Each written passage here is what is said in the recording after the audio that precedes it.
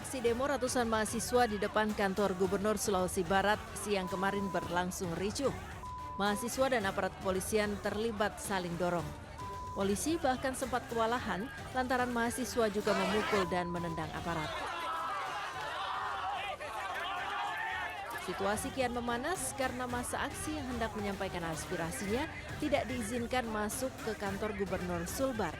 Aksi saling dorong antara mahasiswa dan aparat keamanan terus berlanjut di depan gerbang. Karena tak kunjung ditemui PJ Gubernur, mahasiswa kemudian merangsek masuk dengan memanjat pagar hingga terjadi kejar-kejaran di halaman gedung. Demo ini dilakukan mahasiswa bertepatan dengan Hari Jadi Sulawesi Barat yang ke-20 tahun. Dalam aksinya, mereka menyoroti sejumlah program PJ Gubernur Sulbar yang dinilai tidak pro rakyat. Dalam tuntutannya, para mahasiswa meminta kebijakan penanggulangan kemiskinan yang lebih efektif dan program beasiswa yang lebih transparan. Dari Mamuju, Sulawesi Barat, Frendi Christian Anyus melaporkan.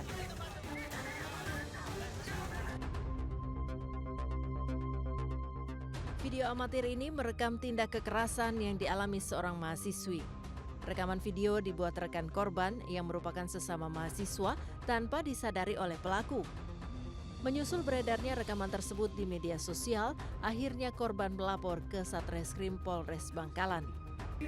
Korban datang bersama orang tua, didampingi tim Satgas Penanganan dan Pencegahan Kekerasan Seksual Universitas Trunojoyo Madura. Satgas PPKS UTM membenarkan bahwa 2 orang dalam video penganiayaan tersebut merupakan korban dengan kekasihnya. Keduanya sama-sama tercatat sebagai mahasiswa jurusan Teknik Industri UTM. Korban mengaku sudah 4 kali mendapat kekerasan fisik dari kekasihnya. Namun korban selama ini berdiam diri hingga kemudian kekerasan tersebut direkam oleh mahasiswa lain. Dari pemeriksaan pada tubuh korban, terdapat bekas kekerasan fisik berupa pukulan, cakaran hingga gigitan pada bagian lengan, tangan, leher, dan kepala. Yang jelas dari kampus sendiri akan memberikan sanksi yang tegas terhadap pelaku. Dan tadi juga saya melihat langsung ya di tubuh korban terdapat banyak lebam ya, itu ada di tangan sebelah kiri dan kanan, kemudian ada bekas cakaran, ada bekas gigitan. Setelah membuat laporan, pihak korban dan keluarga menyerahkan sepenuhnya penuntasan kasus tindak kekerasan secara hukum kepada kepolisian. Dari Bangkalan, Jawa Timur, Taufik Syahrawi, Anyus melaporkan.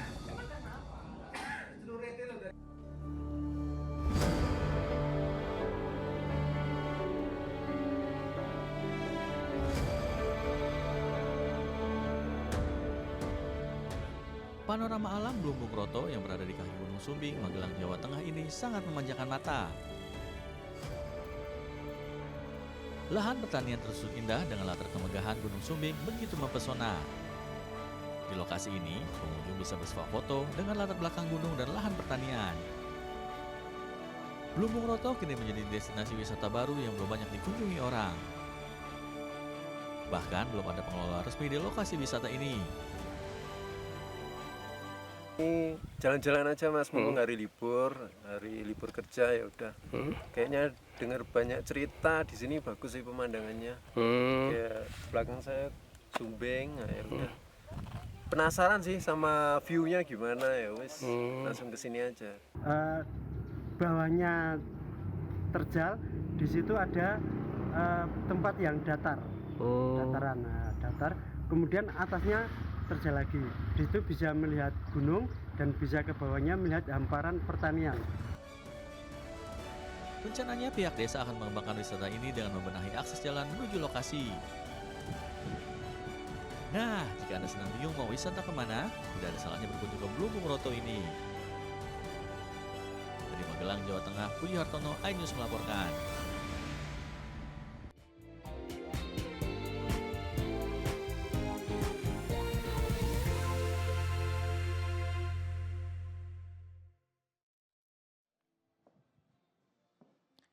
Ya, selamat pagi pemirsa. Polisi mengamankan 15 terduga pelaku tawuran yang terkait dengan penemuan 7 mayat di Kali Bekasi.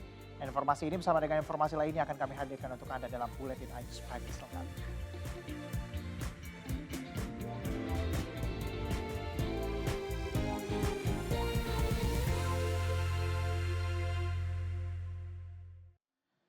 Ya, misal kebakaran hebat menghanguskan sedikitnya 8 ruko di Simpang Gerung, Lombok Barat, Nusa Tenggara Barat. Besarnya kobaran api dengan cepat meluas ke sejumlah ruko lainnya hingga memaksa acara pesta pernikahan di dekat kebakaran ruko ini terpaksa dibubarkan. Ini kebakaran di perempatan Gerung. Kobaran api dan asap tebal membumbung tinggi melalap sedikitnya 8 unit ruko 2 lantai di Simpang Gerung, pusat kota Lombok Barat, tepatnya di Simpang Baitul Atiq.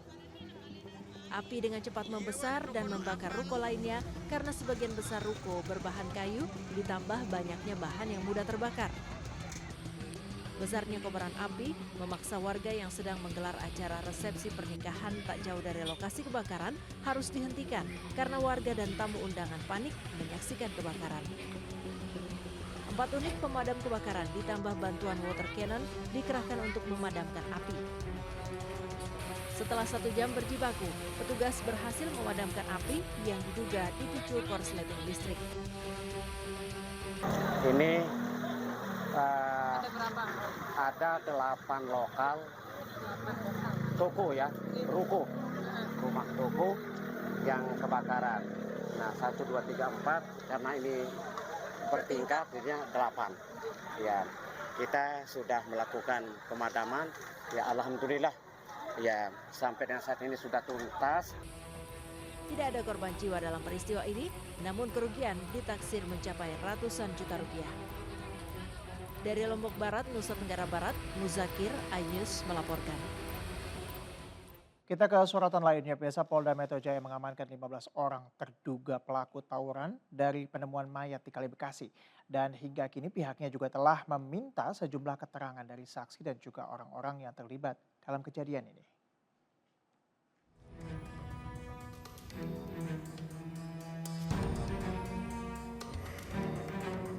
Polisi menduga penemuan 7 jenazah di Kali Bekasi yang sempat menggegerkan warga ini terkait aksi tawuran.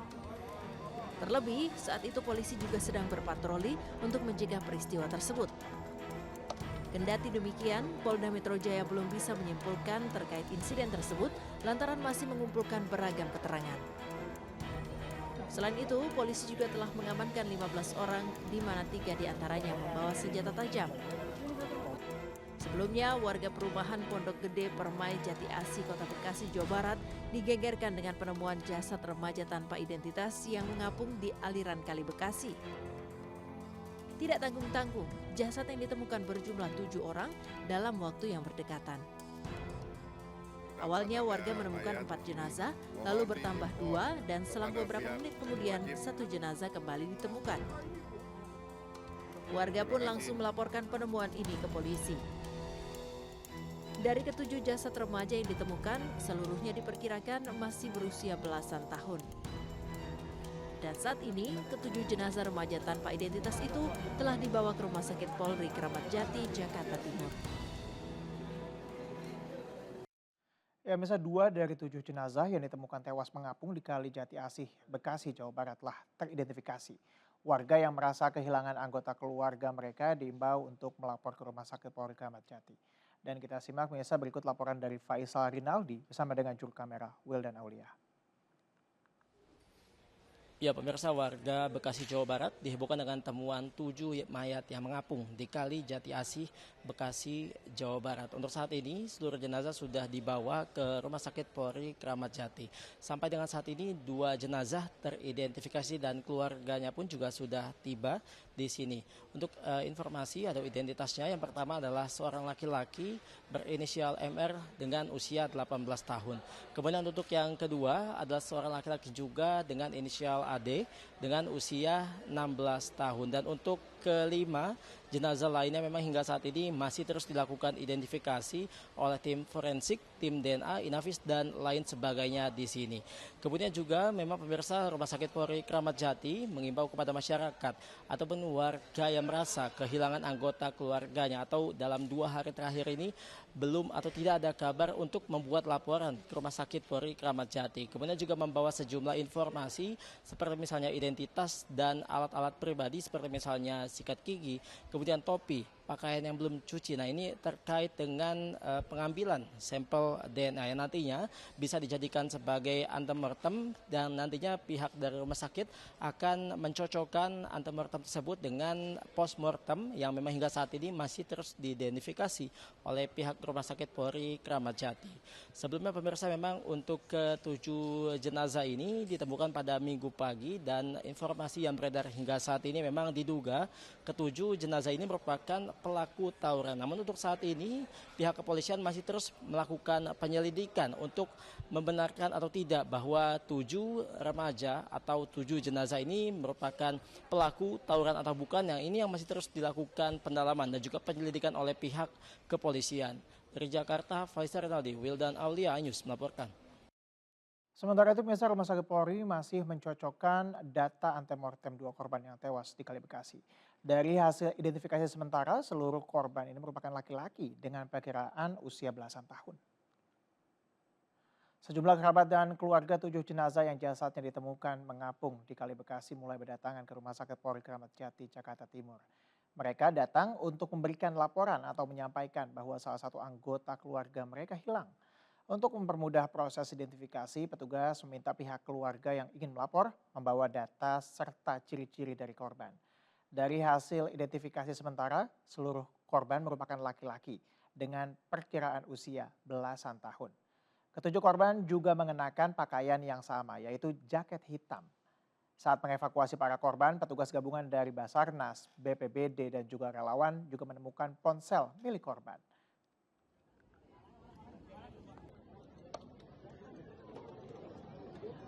Kasus penemuan jasad bocah terlilit lakban di pantai Cihara Lebak akhirnya terungkap. Personel Reskrim Polres Cilegon menangkap 5 orang sebagai tersangka pembunuhan dengan motif masalah sakit hati karena pelaku ditagih pembayaran utang oleh ibu kandung korban.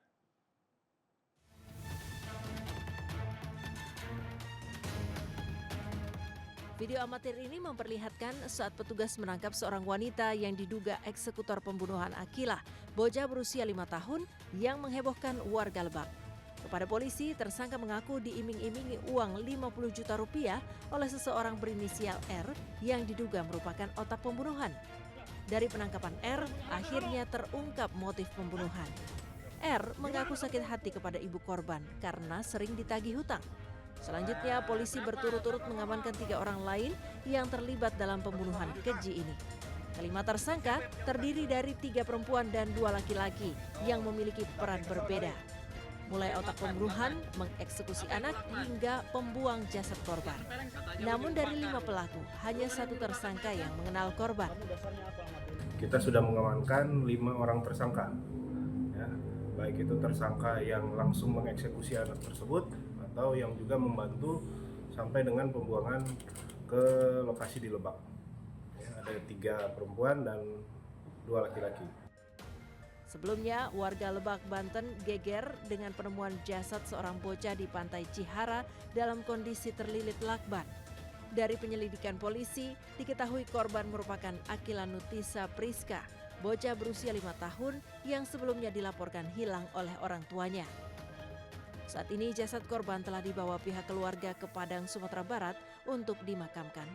Dari Cilegon, Banten, Iskandar Nasution, iNews melaporkan. Panglima TNI Jenderal Agus Subianto angkat bicara terkait dengan proses panjang pembebasan pilot Susi Air Philip Mertens dari kelompok kriminal bersenjata. Panglima menjelaskan pihaknya mengupayakan langkah soft approach dengan melibatkan seluruh elemen masyarakat. Saat ini pilot Philip telah diserahkan kepada pemerintah Selandia Baru. Berikut kita simak penjelasan Panglima TNI kepada wartawan di Jakarta pada Minggu pagi. Ya, visi misi saya kan salah satunya untuk membebaskan Sandra dengan soft approach ya. Dan kita sudah lama sekali untuk bernegosiasi, kemudian melibatkan seluruh elemen masyarakat termasuk TNI dengan Polri, kemudian juga Forkopimda yang ada di wilayah tersebut, tokoh agama, tokoh masyarakat, tokoh pemuda, dan alhamdulillah kemarin pagi bisa diserahkan ke kita, dan tadi malam saya dengan Kapolri, dengan Menko Polhukam sudah atas nama pemerintah sudah menyerahkan kepada pemerintah New Zealand yang diterima oleh Duta Besar New Zealand yang ada di Indonesia. Sudah secara pemerintahan sudah kita serahkan kepada pemerintah New Zealand. Ya, misa pelantikan anggota DPRD terpilih pada pemilu legislatif 2024 kembali digelar sejumlah wilayah. Partai Perindo menempatkan 2 anggota dewan di DPRD Kabupaten Mamuju Tengah, Sulawesi Barat, dan 1 anggota di DPRD Kota Dumai Riau. Pelantikan anggota DPRD ini juga menjadi simbol dimulainya upaya membangun daerah menuju sejahtera.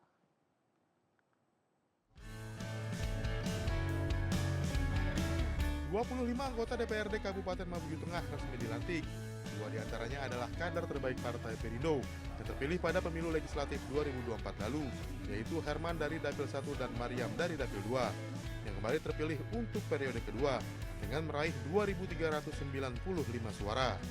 Dan kami juga tetap beramanah atas amanah yang dibawakan kepada kami dari Ibu Ketum, bahwa bagaimana Perindo nanti Mamuju Tengah ini akan lebih bagus nanti ke depan. Ya mungkin kita akan menyerap dulu aspirasi masyarakat seperti apa poin-poin yang terkait di bawah, karena seperti kita tahu di daerah Mamuju Tengah itu kan daerah baru, sehingga mungkin banyak aspirasi dari masyarakat yang kita tampung dulu. Sementara itu di Kota Dumai Riau sebanyak 35 anggota DPRD terpilih resmi dilantik. Salah satu anggota yang dilantik merupakan kader terbaik dari Partai Perindo, yang juga merupakan Ketua DPD Partai Perindo Kota Dumai, Antonius Nainggolan. Kita akan selalu eksis dan selalu solid untuk memajukan Partai Perindo di Kota Dumai.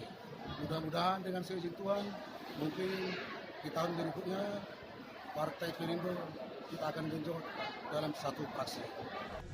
Partai yang dipimpin Ketua Umum Anjela Tanu Sudibyo ini memastikan setiap anggota DPRD terpilih akan menjalankan fungsi legislatifnya untuk mensejahterakan masyarakat. Tim Liputan iNews melaporkan. Selanjutnya, besok kami akan mengajak Anda untuk ke sebuah tempat wisata. Ini khususnya bagi Anda yang bosan dengan wisata yang itu-itu saja. Di kawasan Puncak Bogor, Jawa Barat, ada wisata alam bernuansa mancanegara. Tempat wisata baru ini menawarkan suasana luar negeri layaknya di Eropa dan juga di Asia.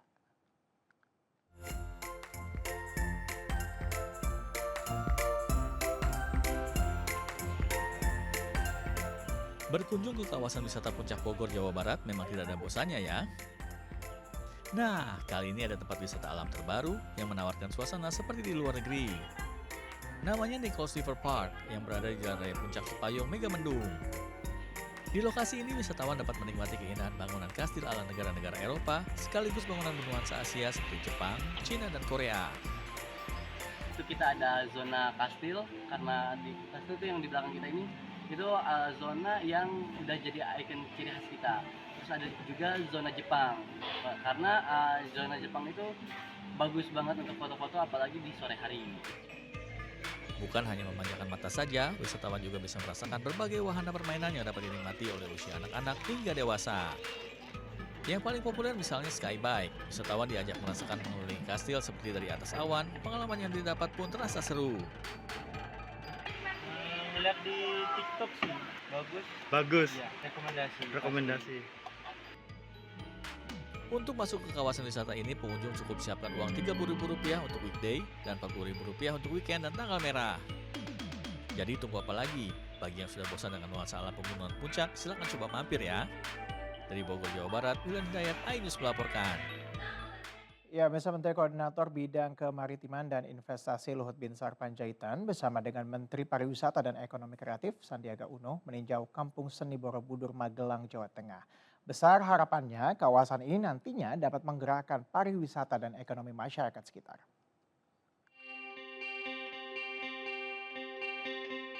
Penataan ulang kawasan Candi Borobudur yang telah dilakukan selama 32 tahun akhirnya rampung diselesaikan pada masa akhir pemerintahan Presiden Joko Widodo. Pedagang yang biasanya berjualan di dalam area kompleks Candi Borobudur kini dipindahkan seluruhnya ke kawasan Kampung Seni Borobudur. Kawasan ini telah beroperasi mulai tanggal 16 September 2024 dan ditinjau langsung Menko Marves Luhut Binsar Panjaitan dan Menparekraf Sandiaga Uno yang rencananya akan diresmikan pada bulan Oktober mendatang oleh Presiden Joko Widodo. Sehingga penataan Borobudur ini sudah akan terpadu. Jadi semua unsur-unsur sudah terlibat di sini. Maka penataan Borobudur ini akan ditangani oleh Single Destination Management Authority. Total 45 triliun rupiah potensi daripada cuan pariwisata yang bisa kita limpahkan kepada masyarakat. Sementara itu di Kabupaten Sleman, Yogyakarta, Menparekraf Sandiaga Uno meresmikan hotel wakaf milik Masjid Jogokarian yang memiliki 14 kamar dan rencananya akan ditambahkan menjadi total 24 kamar yang terdiri dari kamar VIP, deluxe, dan reguler. Hasil keuntungan nantinya akan digunakan untuk kebermanfaatan bagi umat. Ya, jadi kamar ini kita take over dari pemilik lama pasca COVID, kemudian ditawarkan ke masjid. Saya lihat ini sebagai peluang, maka kita ambil alih. Sandiaga Uno menyambut baik inovasi penyediaan akomodasi yang digagas Badan Wakaf Masjid Jogokarian. Nantinya, hotel ini akan diurus langsung oleh pengurus masjid dengan layanan berbasis syariah. Tim Liputan iNews melaporkan. Ya, misal hidangan holat ikan mas mungkin masih terdengar asing di sebagian masyarakat. Nah, kuliner ini merupakan makanan khas dari Tapanuli bagian selatan Sumatera Utara yang memiliki cita rasa unik karena dicampur dengan serutan kayu balaka dan juga pakat. Seperti apa? Berikut kita simak liputan dari rekan Gisela Nur Rahmat.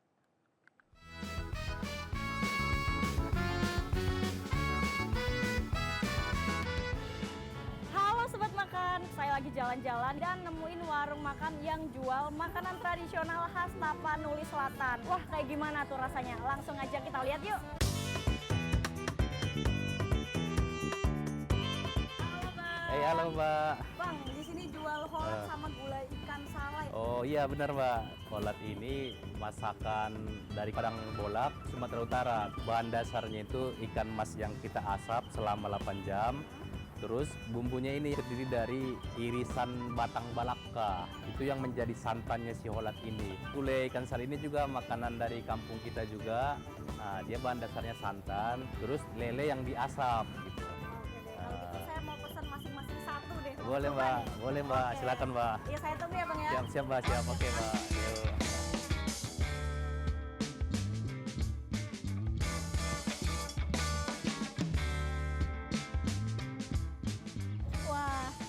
Sobat Makan, ini makanan saya udah datang. Jadi langsung kita coba aja holatnya.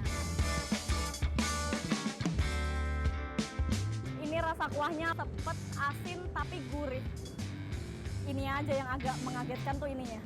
Karena rasanya pahit banget ternyata Sobat Makan. Ikan mas holatnya rasanya itu smoky, asapnya masih ada karena emang diasepin selama 8 jam lamanya. Tapi setelah dicocol pakai racikan sambal, rasanya makin enak karena ada rasa-rasa pedes, gurih, dan juga asam-asamnya gitu. Mantap pokoknya.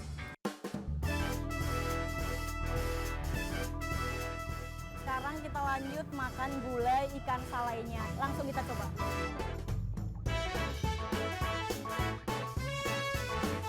Kuah gulai ikan salai ini mungkin rasanya lebih familiar. Ini rasanya asin, gurih, kayak gulai-gulai yang biasanya kita temui.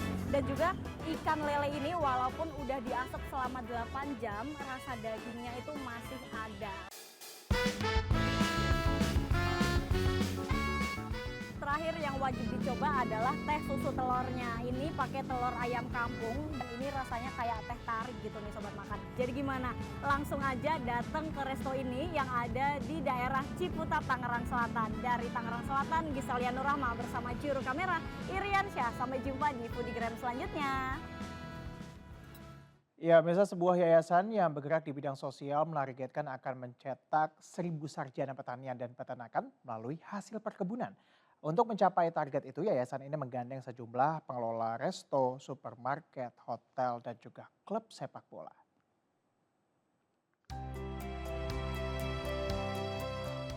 Yayasan JHL Merah Putih Kasih atau YMPK memberikan bantuan kepada anak kurang mampu untuk melanjutkan pendidikan dari tingkat SD, perguruan tinggi hingga S2 dengan cara memanfaatkan lahan pertanian baik untuk sayuran maupun buah-buahan. Untuk menjamin kelancaran proyek sosial ini, YMPK bersama para pimpinan pengelola resto, supermarket, hotel hingga klub sepak bola telah menandatangani nota kesepahaman atau MOU. Ketua Dewan Pembina YMPK, Jerry Hermawan Loh menyebutkan kerjasama tersebut diperlukan agar sayuran segar yang dihasilkan petani dapat terserap dengan baik dan sejalan dengan program swasembada pangan yang didengungkan Presiden terpilih Prabowo Subianto. Jerry juga menyebut YMPK bersama para pengusaha yang hadir telah sepakat untuk mendukung program mencetak 1.000 sarjana pertanian melalui hasil pangan. Yayasan Merah Putih Kasih tujuannya untuk beasiswa. Cikal bakal walaupun kecil, tapi cikal bakal nanti banyak sarjana-sarjana pertanian akan dilahirkan dari sini. Jerry berharap kerjasama ini bisa meningkatkan kesejahteraan petani dan masyarakat sekitar perkebunan agar memiliki taraf ekonomi yang lebih baik. Dari Bogor, Jawa Barat, Wildan Hidayat, iNews melaporkan.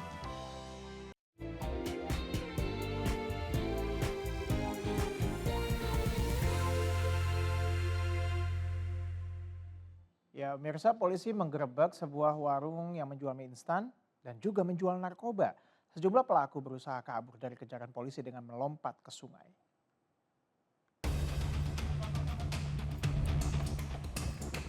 Sebuah warung penjual mie instan di tengah permukiman padat penduduk Kampung Badur, Kecamatan Medan Maimun, menjadi target penggerebekan polisi.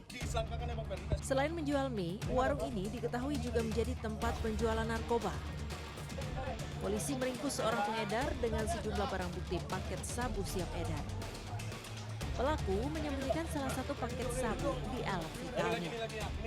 Dalam penggerebekan, polisi juga sempat melepaskan sejumlah tembakan peringatan ke udara setelah sejumlah pelaku berupaya melarikan diri dengan melompat ke sungai, meski pada akhirnya berhasil diringkus. Ya, tadi ada juga yang waktu kita melakukan GSN, kita masuk karena ketepatan di wilayah ini ada sungai. Sebagian tadi ada yang melompat ke sungai, namun ada satu orang juga yang bisa kita amankan, dia sebagai pengguna. Untuk mencegah lokasi penggerebekan kembali digunakan sebagai tempat penyalahgunaan narkoba, polisi bekerja sama dengan aparatur pemerintah setempat akan terus melakukan pengawasan. Dari Medan, Sumatera Utara, Adi Balapahahap, iNews melaporkan. Presiden Joko Widodo menghadiri rangkaian acara HUT TNI ke-79 yang digelar di lapangan Monas kemarin. Panglima TNI mengatakan bahwa Jokowi terkesan dengan alutsista buatan dalam negeri. Kedatangan Presiden Joko Widodo ke pameran alutsista TNI di Monas ini disambut hangat warga dan juga pengunjung lain yang hadir di tempat ini.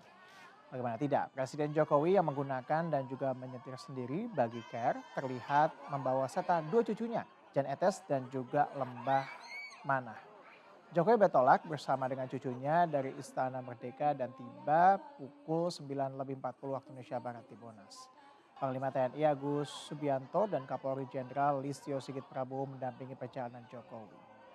Agus Subianto mengatakan Jokowi terkesan dengan alutsista buatan dalam negeri usai melihat-lihat pameran di sini. Diketahui pameran alutsista ini menjadi salah satu atraksi utama dalam rangkaian perayaan HUT ke-79 TNI yang bertujuan untuk memperkenalkan kekuatan dan juga modernisasi persenjataan TNI kepada masyarakat.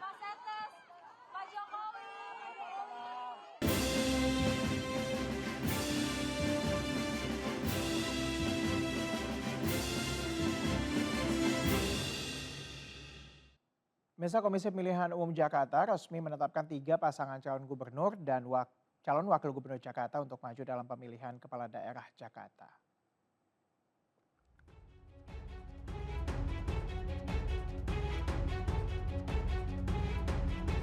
Penetapan paslon peserta pemilihan gubernur dan wakil gubernur Jakarta tahun 2024 disampaikan Ketua KPU Provinsi DKI Jakarta Wahyu Dinata di KPUD Jakarta seusai menggelar rapat pleno tertutup. Menurut Wahyu, ada 3 pasangan, yakni pasangan Pramono Anung, Rano Karno, pasangan Ridwan Kamil Suswono, serta pasangan Dharma Pongrekun dan Kunwardana. Ketiganya telah memenuhi syarat sebagaimana yang ditentukan.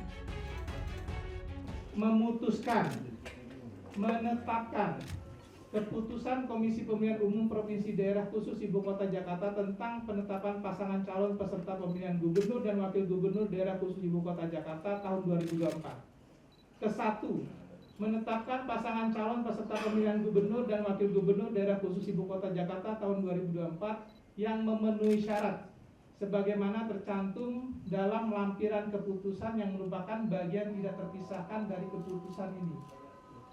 Kedua, keputusan ini mulai berlaku pada tanggal ditetapkan Jakarta 22 September tahun 2024. Selanjutnya, ketiga pasangan ini mengikuti proses pengambilan nomor urut yang berlangsung di kantor KPU DKI. Dalam pengambilan nomor urut ini, setiap paslon Pilkada Jakarta 2024 hanya diperkenankan membawa 60 pendukung. Dari Jakarta, Jen Cahyani, Pandu Priyo, iNews melaporkan. KPU Provinsi Jawa Barat resmi menetapkan 4 pasang peserta pemilihan Gubernur Jawa Barat 2024. Di Jawa Tengah, biasa 2 pasang calon bakal berlaga pada Pilgub Jateng 2024. Sedangkan kursi Gubernur, Wakil Gubernur Jawa Timur akan diperebutkan oleh 3 pasang calon.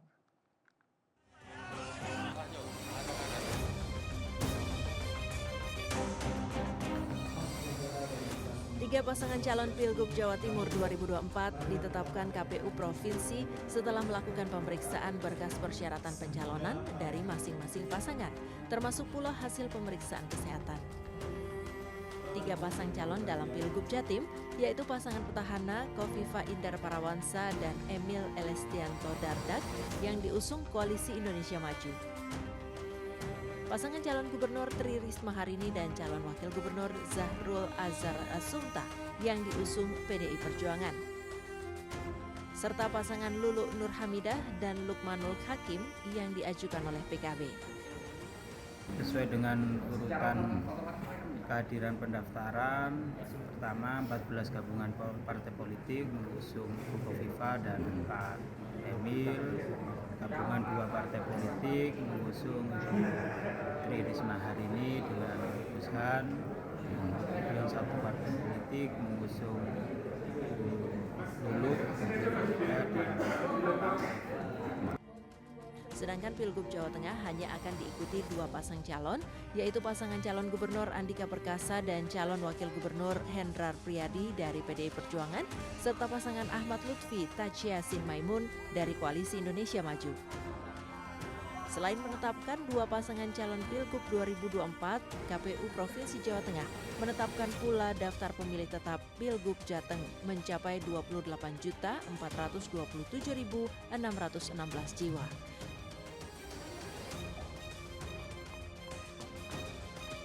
Sementara Pilgub Jawa Barat akan diikuti pasangan terbanyak, yaitu 4 pasangan calon. 4 pasang calon gubernur dan wakil gubernur Jabar yang ditetapkan KPU Provinsi Jawa Barat, masing-masing pasangan Deddy Mulyadi Erwan Setiawan, kemudian pasangan Ahmad Syaiqo Ilham Habibi, pasangan Acep Adang Gita, serta pasangan JJ Wiradinata yang berpasangan dengan Ronald Surapraja. KPU Jawa Barat juga menetapkan daftar pemilih tetap sebanyak 35 juta lebih hak suara.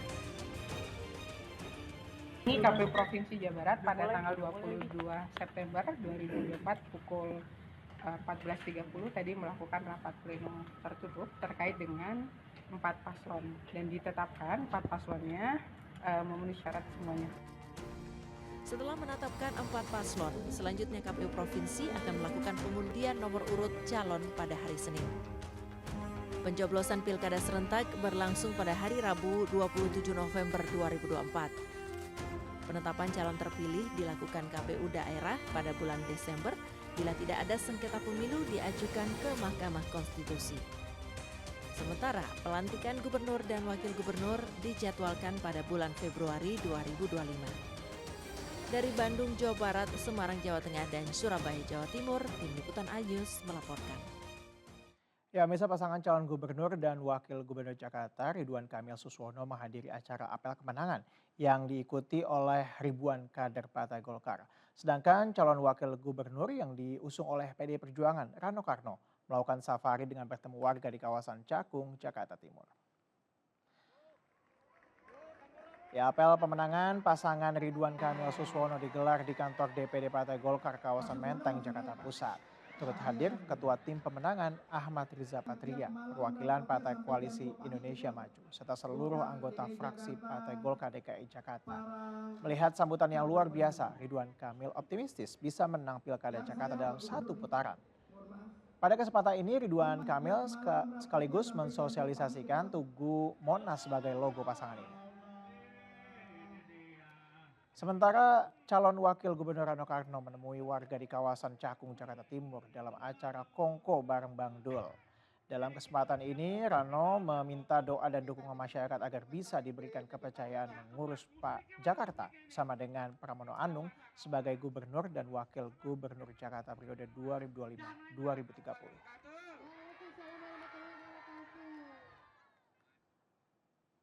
Bakal calon gubernur Jakarta Ridwan Kamil bersama jubir tim ses Ridwan Suswono bidang sosial Angki Yudhistia melakukan giat jalan sore bersama teman disabilitas dalam acara bertajuk Jejak Langkah Inklusi di Sudirman, Jakarta Pusat. Kegiatan ini sekaligus untuk melihat pemanfaatan dan akses transportasi umum Jakarta yang ramah disabilitas.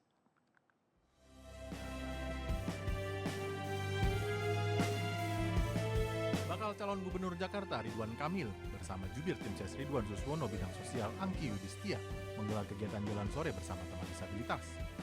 Mereka sempat menjelajah halte bus Transjakarta Tosari untuk memastikan pemanfaatan dan akses transportasi umum bisa lebih ramah disabilitas. Hari ini Pak Ridwan Kamil akan berbincang langsung dengan penyandang disabilitas, mendengarkan aspirasinya langsung di Transjakarta ini. Setelah ini nanti kita akan di suatu tempat, akan ada lebih banyak lagi teman-teman disabilitas yang ingin menyampaikan harapannya kepada Pak Ridwan Kamil. Selain itu, Kang Emil dan Angki juga melakukan dialog terbuka dengan para penyandang disabilitas Jakarta guna menyerap aspirasi untuk dapat diselesaikan pada saat kepemimpinan Ridwan Kamil dan Suswono jika terpilih nantinya. Terdapat sejumlah poin yang menjadi catatan penting mantan Gubernur Jabar ini, diantaranya akses transportasi, kasus bullying, hingga peluang pekerjaan bagi disabilitas. Harapannya industri-industri Jakarta seadil-adilnya karena jumlah golongan disabilitas juga banyak ya, kurang lebih ada ratusan ribu kalau tidak salah itu ya, kira-kira. Dan mendeklarasikan bahwa mereka adalah perusahaan yang adil, tidak diskriminatif terhadap pelamar kerja dari golongan disabilitas. Salah satunya dalam peraturan gubernur nanti diinovasikan seperti itu. Selama beliau memimpin di Kota Bandung, saya rasa beliau cukup kompeten untuk membangkitkan ekonomi disabilitas karena kita memerlukan seorang pemimpin yang visioner. Dia bisa mengerti apa kebutuhan kita, apa yang menjadi kendala kita. Ridwan Kamil juga mengaku akan mempertahankan program yang dinilai baik dari gubernur sebelumnya sehingga kesetaraan inklusi sosial dapat berjalan tanpa adanya tebang pilih, khususnya bagi para penyandang disabilitas. Dari Jakarta, Rian Rahman, Leman, iNews melaporkan.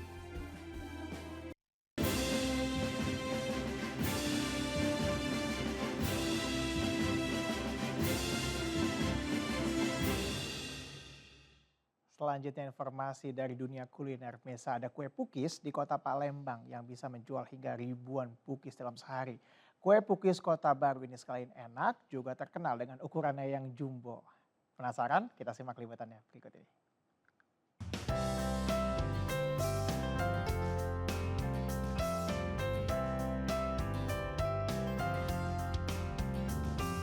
Siapa sih yang nggak tahu kue pukis? Pasti semua tahu ya, kue manis dari tepung terigu dengan aneka topping. Ya, kalau yang ini namanya kue pukis Kota Baru. Ukuran pukisnya nggak biasa, lebih besar dari pukis pada umumnya atau jumbo. Tuh lihat, tebel-tebel kan? Tak hanya berukuran jumbo, kue pukis Kota Baru ini ditaburi aneka topping yang meluber hingga tumpah ruah. Kalau bentuk sudah pasti lebih ekstra dari pukis-pukis biasa. Harga juga dia lebih mahal sedikit ya. Tekstur pukis empuk dan tidak lengket di lidah menjadikan pukis kian nikmat. Harganya mulai Rp7.000 saja per pukis. Sementara untuk jam operasional tutup hingga jam 11 malam. Tapi biasanya jam 7 kedainya udah tutup akibat pukis sudah ludes terjual. Ini ada rasa varian apa aja gitu? Rasa coklat keju, ada ori dan coklat. Harganya mulai dari berapa? Coklat keju sama ori itu 7.000, kalau coklat keju itu 8.000, Pak. Meski baru 3 minggu dibuka, ternyata respon warga Palembang luar biasa. gimana enggak, dalam sehari bisa 1.500 kue pukis yang terjual. Dari Palembang, Sumatera Selatan, Bambang Irawan melaporkan. Wakil Menteri Pariwisata dan Ekonomi Kreatif, Angela Tanusudibio, resmi membuka rangkaian acara Wonderful Indonesia Outlook yang digelar di Jakarta. Acara ini menjadi forum yang menghadirkan sejumlah narasumber untuk bertukar wawasan hingga mengulas isu dan peluang untuk kemajuan sektor pariwisata berkelanjutan.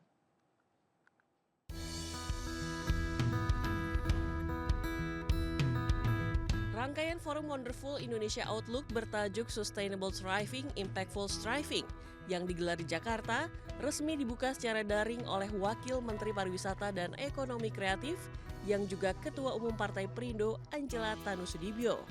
Acara ini diisi dengan sesi diskusi bersama sejumlah narasumber dari berbagai sektor untuk pengembangan sektor parekraf yang berkelanjutan.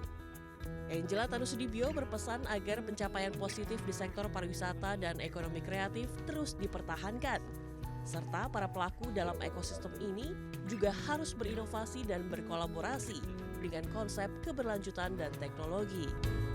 Ada dua hal yang tidak bisa kita abaikan, yaitu keberlanjutan dan teknologi. Penyelenggaraan parekraf berkelanjutan bukan lagi menjadi pilihan, tapi perlu diposisikan sebagai kebutuhan yang diutamakan. Di sisi lain, perkembangan teknologi perlu dipandang bukan sebagai substitusi, melainkan peluang baru dan penunjang dalam menuju sektor parekraf yang berkualitas dan berdaya saing. Kementerian Pariwisata dan Ekonomi Kreatif saat ini tengah fokus pada pengembangan pariwisata berkualitas dan berkelanjutan. Karena kedepannya pertumbuhan ekonomi Indonesia dapat dicapai melalui sektor ini serta untuk kesejahteraan masyarakat. Dari Jakarta, Esra Ambarita, Damar Wicaksono, iNews melaporkan. Dan biasa informasi tadi sekaligus menandai akhir dari jumpa kita hari ini. Jangan lupa juga pemirsa Anda bisa mengakses dan juga memperbaharui informasi yang kami tayangkan tadi melalui portal okezone.com seperti yang tertera di layar kaca Anda. Saya Tezar Aitia, pamit undur diri. Terima kasih atas kebersamaan Anda. Selamat pagi, sampai jumpa.